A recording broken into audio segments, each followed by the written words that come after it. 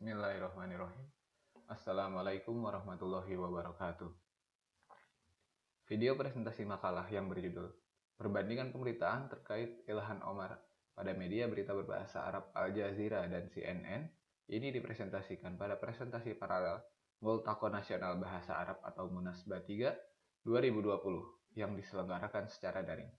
Saya Emir Salim dari Universitas Al-Azhar Indonesia.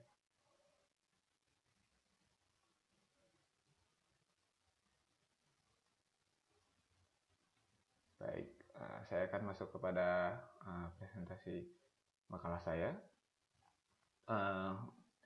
Jadi makalah ini dibuat melihat bahwa sejak naiknya Donald Trump sebagai Presiden Amerika Serikat, isu rasisme dan diskriminasi terhadap kaum minoritas semakin meningkat.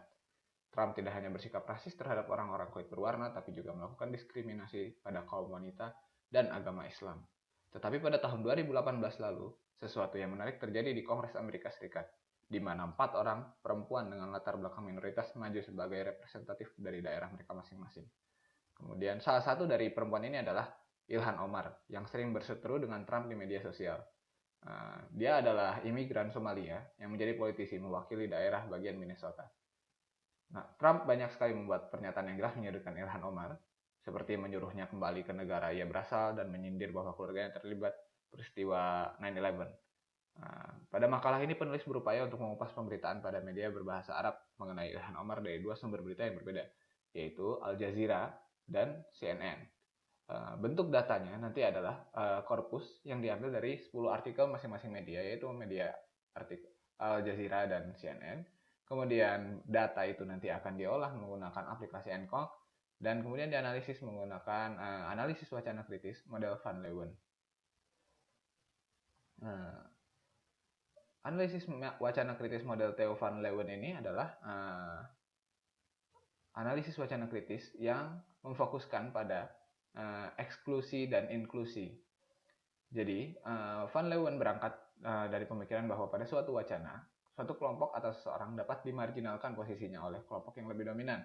Sehingga analisis ini berusaha menunjukkan bagaimana aktor atau seseorang ditampilkan dalam pemberitaan, yaitu dalam bentuk eksklusi yang mungkin dia dihilangkan dalam wacana, atau inklusi, yaitu dihadirkan dalam wacana.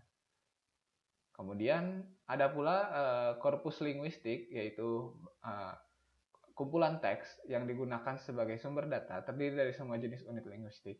Pada makalah ini saya menggunakan artikel, yaitu artikel berita online yang dikumpulkan teks-teksnya, kemudian diolah menggunakan aplikasi nanti. Apa manfaat penggunaan korpus ini? Korpus ini adalah bisa dijadikan database berisi unit-unit linguistik yang bisa diolah dengan mudah karena terkumpul di dalam satu tempat berupa korpus. Dan dengan menggunakan korpus ini, seorang peneliti bisa melakukan analisa menggunakan sumber dalam jumlah besar, seperti misalnya jumlah kata, ribuan kata.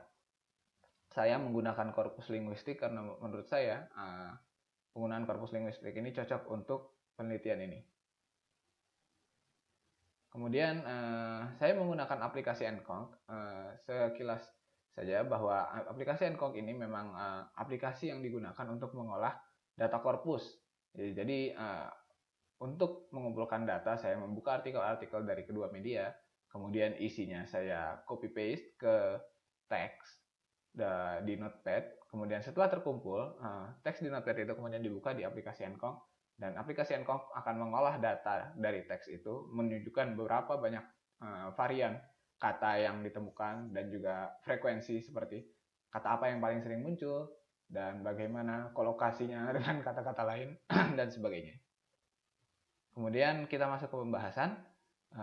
Dari hasil penelitian saya, sebagian besar artikel kedua media itu memberitakan hal yang sama. Di antaranya seperti cerita tentang kedatangan keluarga Ilhan Omar dari Somalia, kemudian Ilhan Omar yang maju ke Kongres dan berseteru dengan Trump, perdebatan antara Ilhan Omar dan Trump di media sosial Twitter, kemudian juga banyak dimuat sikap Omar yang pro-Palestina dan tidak memihak Israel, berkebalikan sekali dengan Trump. Dan yang terakhir ada juga kasus-kasus rasisme yang menimpa Ilhan Omar sejak ia muncul sebagai representatif dari Minnesota, yaitu berupa ancaman kematian dan bom. Baik, kita masuk ke hasil analisisnya. Yang pertama adalah perbandingan jumlah kata secara keseluruhan.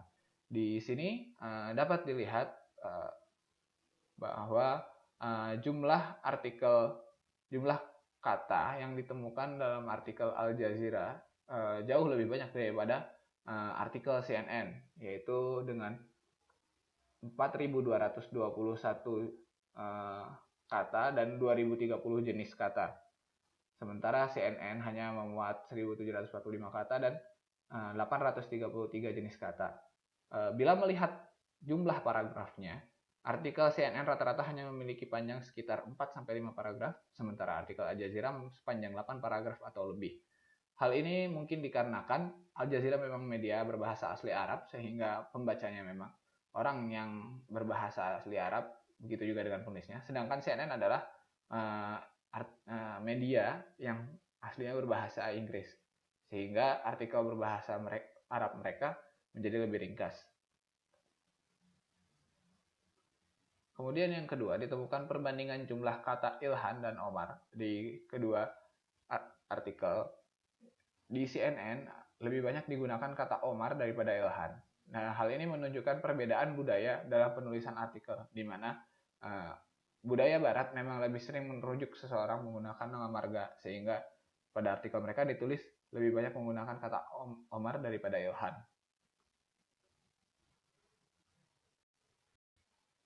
Kemudian ini adalah perbandingan jumlah kata Trump.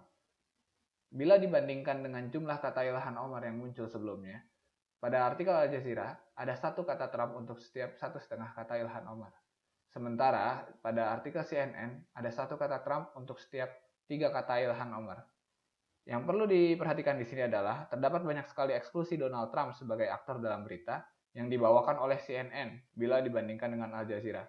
CNN hanya menyebutkan nama Donald Trump sekali 2 kali dalam artikel mereka dan cenderung tidak memasukkannya ke dalam judul. Sementara Al Jazeera tampak lebih berani dalam menyebut Trump berulang kali, menjadikannya aktor yang bersifat aktif dalam narasi berita yang disampaikan dalam artikel mereka. Kemudian yang terakhir adalah perbandingan jumlah kata muslimah. Kata muslimah muncul sebanyak 14 dan 6 kali di artikel CNN, atau sehingga bisa kita katakan 20 kali. Dan bila dibandingkan dengan panjang artikel masing-masing media, maka CNN lebih sering melakukan inklusi berupa penyematan kata muslimah sebagai identifikasi dari sosok Ilhan Omar. Karena kata muslimah dalam Al Jazeera, sementara itu kata muslimah dalam Al Jazeera berjumlah sama dengan kata demokrat. CNN tampak lebih mengedepankan narasi bahwa Ilhan Omar adalah sosok yang merepresentasikan kaum minoritas, dalam hal ini Muslim, pada berita mereka. Sementara Al Jazeera tampak lebih berimbang dalam menyoroti Ilhan Omar sebagai politisi Partai Demokrat AS dan tidak begitu banyak menyinggung tentang muslimah. Baik, jadi dari penelitian saya mendapatkan kesimpulan bahwa meski sebagian besar artikel CNN dan Al Jazeera memberitakan hal yang sama, mereka cukup berbeda dalam menyajikan berita berbahasa Arab. Di mana Al Jazeera memiliki artikel yang ngomongnya jauh lebih panjang dibandingkan CNN, dan CNN dapat dilihat banyak melakukan eksklusi terhadap Donald Trump dan lebih banyak melakukan inklusi berupa penambahan kata muslimah dalam artikel mereka.